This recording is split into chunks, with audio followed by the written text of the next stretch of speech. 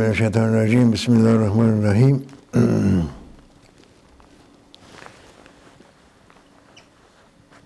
Desto ya Sayyida ya Rasulullah, desto ya Ashab kiram, merit ya Sheikh Abdullah Faiza, Sheikh Muhammad Nazim al-Akani, Sheikh Muhammad Adil Rabbani, desto merit tarikatuna sofa wa khair fi jamia. Today, he said, Maulana Sheikh Muhammad,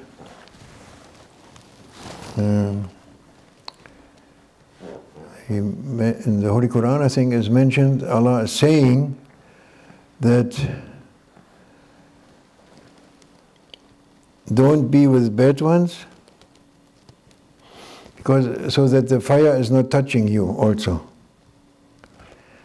And he was saying to be careful not to be with bad ones. And some people, they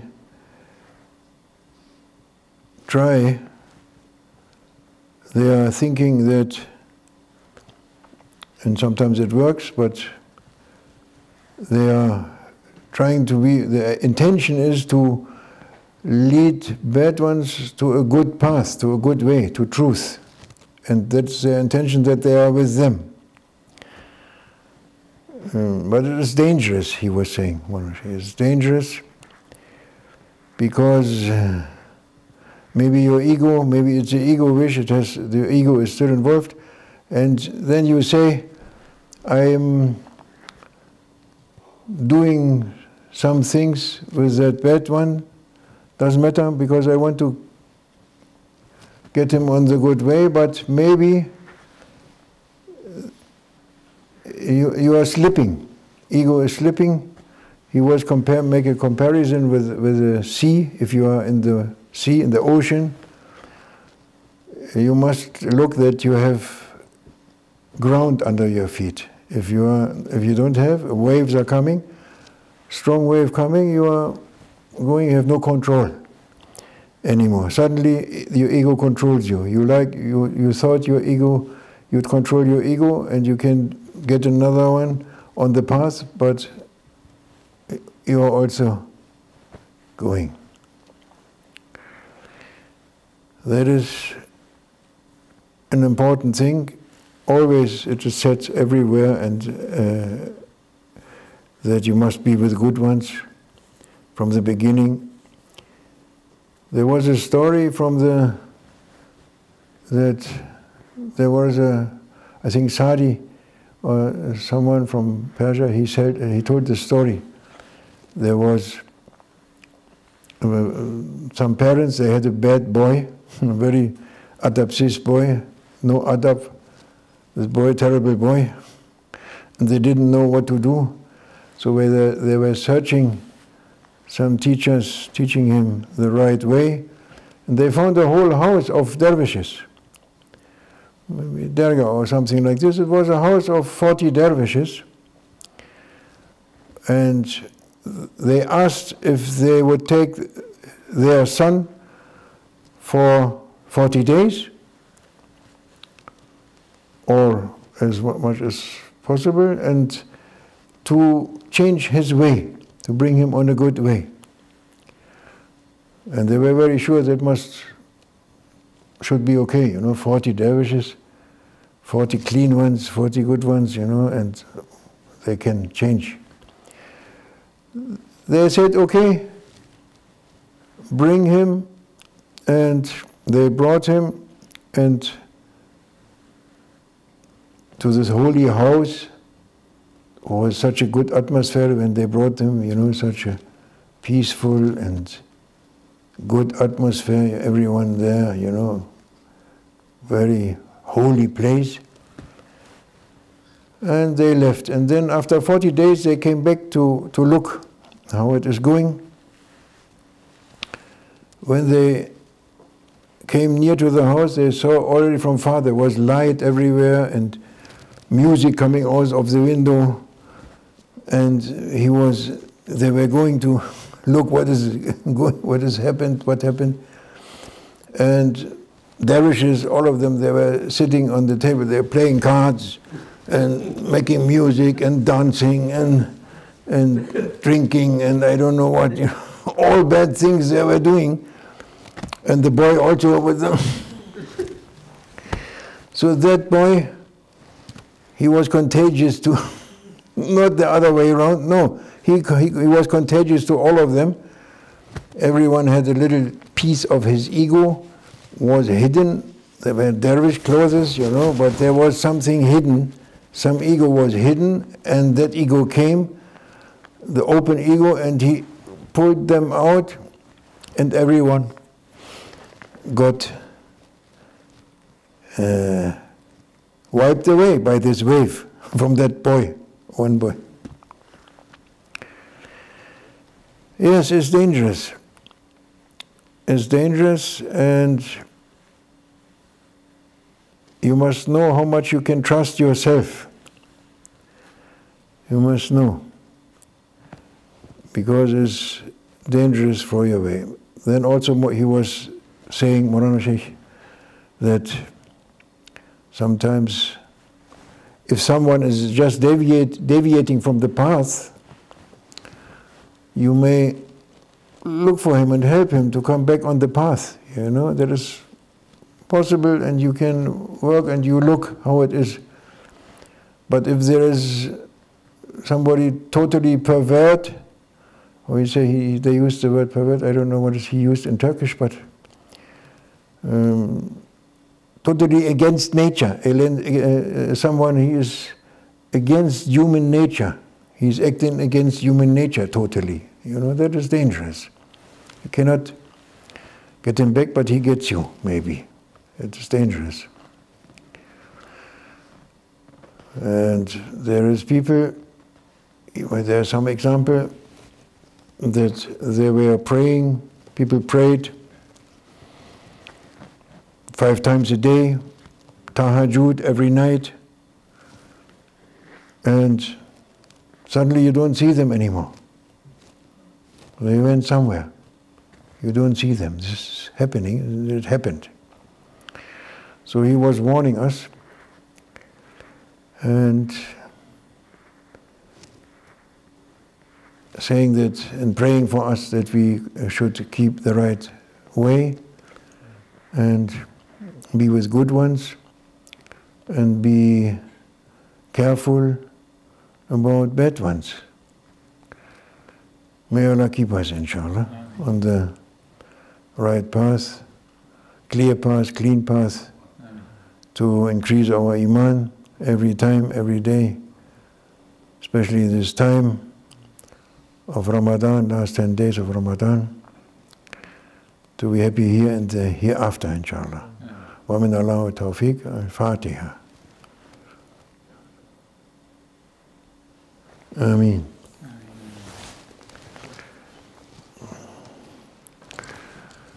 Bismillahirrahmanirrahim.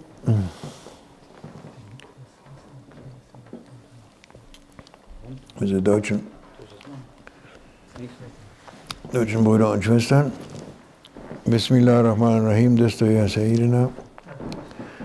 Mered ya Ashab-i Kiram. Mered ya Marashi Abdullah Faiz Da'at Sheikh Muhammad Nazim Al-Akani Sheikh Muhammad Adar Rabbani. At-Tarakat Sohbat wa Khair fi Jamia.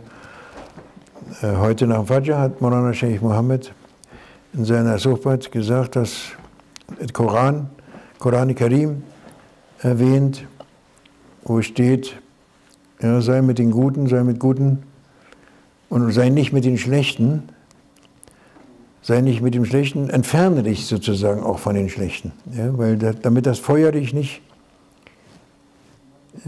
erreicht. Das ist sehr wichtig. Sehr wichtig. Wenn man bereut, ja, da muss man sich auch entfernen von den Schlechten. Da war einer, der hat 99 Morde gemacht. 99 people he was killing someone. Then it came into his heart, in seinem Herzen hat er plötzlich gefühlt, er muss bereuen, er bereut plötzlich. Und dann ist er gegangen zu einem Alim und hat den gefragt, zu einem Hodja, Imam oder Moschee irgendwie oder Mufti, und hat gefragt, oh Mufti, kann ich noch gerettet werden? Ich habe 99 Leute gekillt, umgebracht. ist für mich noch eine Chance für Reue. Also irgendwie sagt er, nee, auf keinen Fall. Bei dir ist Feierabend. Da wurde er nochmal sauer, derjenige, und hat dann sein Schwert genommen, hat ihm auch noch einen Kopf kürzer gemacht. Dann waren es 100. Und dann, he asked the Imam, is it a chance for me to be saved? I had killed 99 people. That Mufti, he said, no chance, finish. Hell for you, hell. He was angry, he took the sword and killed that one also. So it became 100. Then he met the person, dann hat er einen getroffen und hat dem gesagt, die Geschichte, und der hat gesagt, geh mal zu dem Sheikh, da ist ein Sheikh, in der Dergah, ein Sheikh, und frag da mal. Dann ist er zum Sheikh gegangen und hat den Sheikh gefragt, oh Sheikh, 100 Leute, einen Kopf kürzer gemacht, gibt es für mich noch?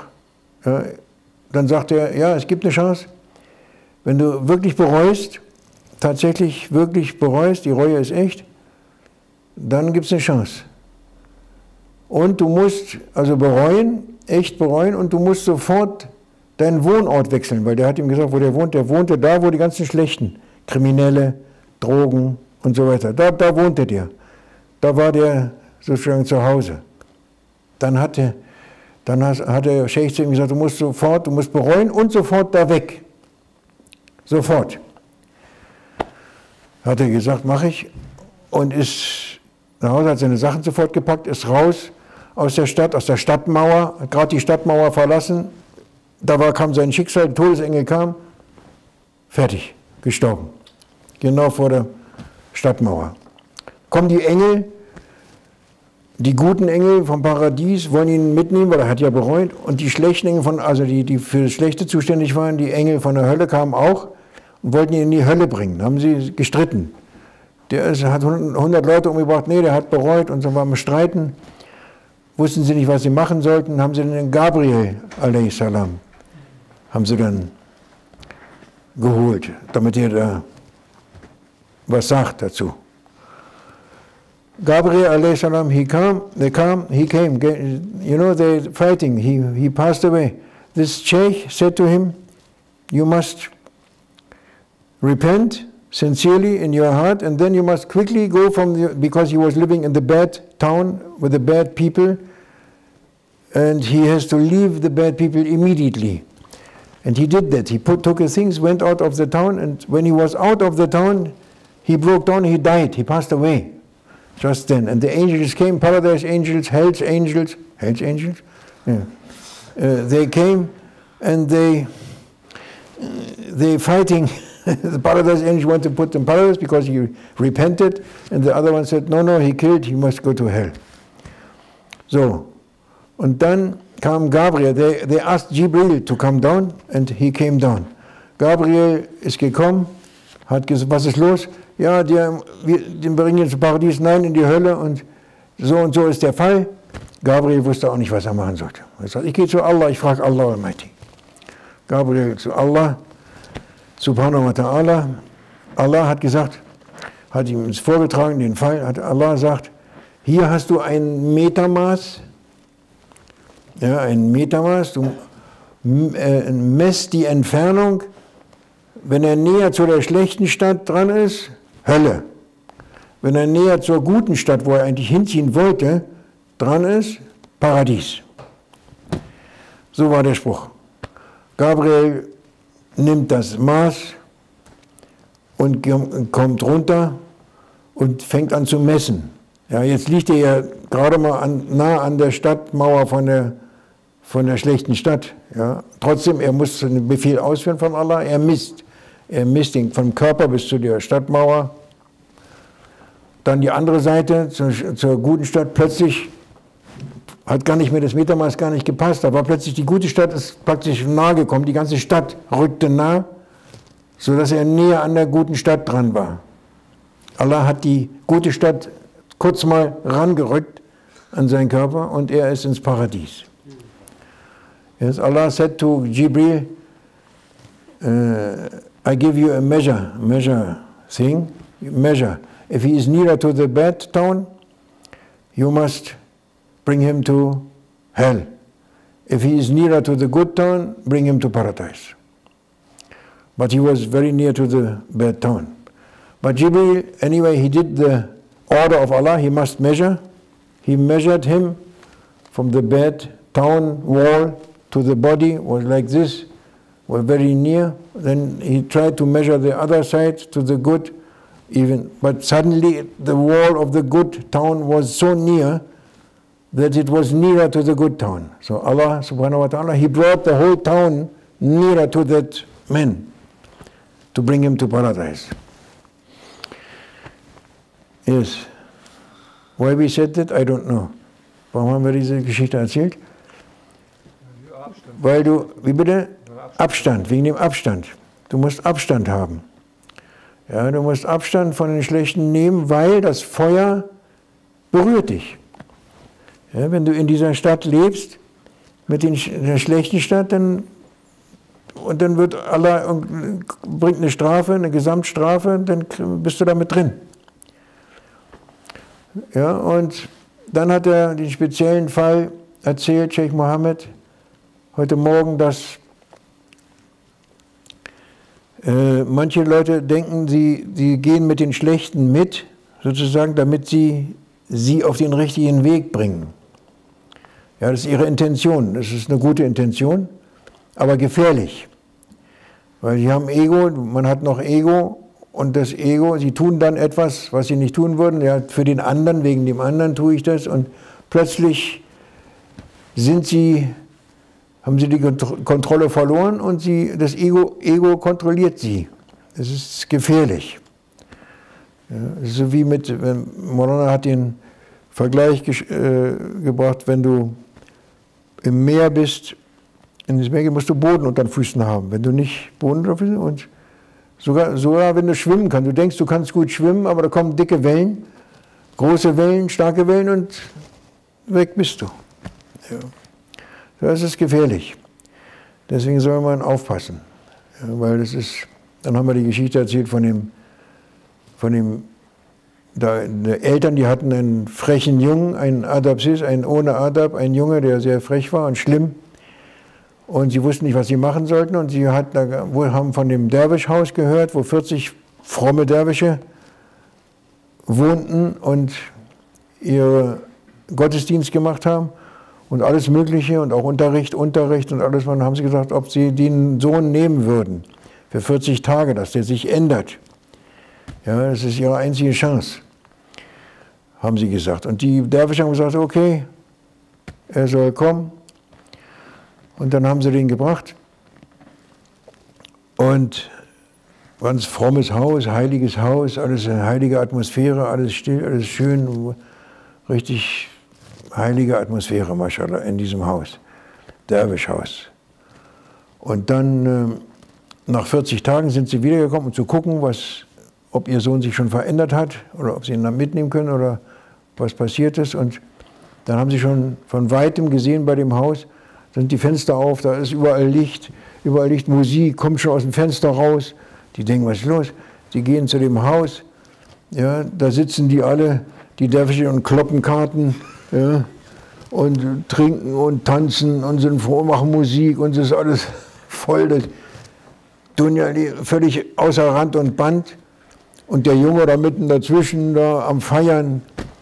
Ja, da hat dieser eine Junge hat die 40 Derwische rumgekriegt und angesteckt. Ja, nicht umgekehrt. Der hat so ein fettes Ego. Und die Derwische, die hatten alle auch noch ein kleines bisschen Ego in ihrer Seitentasche irgendwo versteckt. Und das ist rausgekommen, und das ist gefährlich. Das ist rausgekommen, dieses Teilchen vom Ego war noch nicht erledigt, waren keine Scheichs, keine Heiligen. Ja. Und der hat die alle angesteckt und war umgekehrtes Ergebnis. Ja, deswegen, er hat gesagt, es ist gefährlich, passt auf, mit wem ihr geht, ja, und was ihr tut, ja, es ist gefährlich. Du denkst, du kannst es tun, aber es ist vielleicht nicht so. Ja, es gibt Leute, die haben gebetet, hat er so ein Beispiel genannt, also Leute, die beten 5-mal am Tag und beten Tahajjud, alles fromm, alles gut, und plötzlich siehst du sie nicht mehr. Ja, sind sie weggeschwemmt worden von so einer Sache. Ja. Und das ist halt, ja, man kann jemandem helfen, wenn man merkt, jemand ist irgendwie hat Schwierigkeiten, ist auf dem Weg, aber er ist ein bisschen gerade dabei abzukommen vom Weg oder so, da kann man jemandem helfen, das ist okay. Dann kannst du jemandem helfen, dich mit dem beschäftigen, das ist was anderes.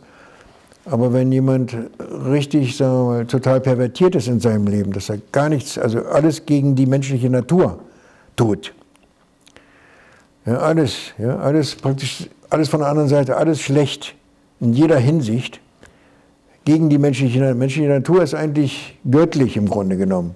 Die ist gut, die ist zum Guten hin. Ja, aber das ist alles genau das Gegenteil. Dann muss man sich fernhalten und sich nicht damit beschäftigen. Weit fern, so weit fern wie möglich. Du kannst von weitem beten für denjenigen, das ist okay, aber nicht in die Nähe. Ja, das ist der Ratschlag von Maulana Sheikh Mohammed, inshallah. Möge Allah uns schützen und der Herzen für Iman, Ihsan, Islam, inshallah. Wa min Allah wa tawfiq bi hurmat al-Fatiha.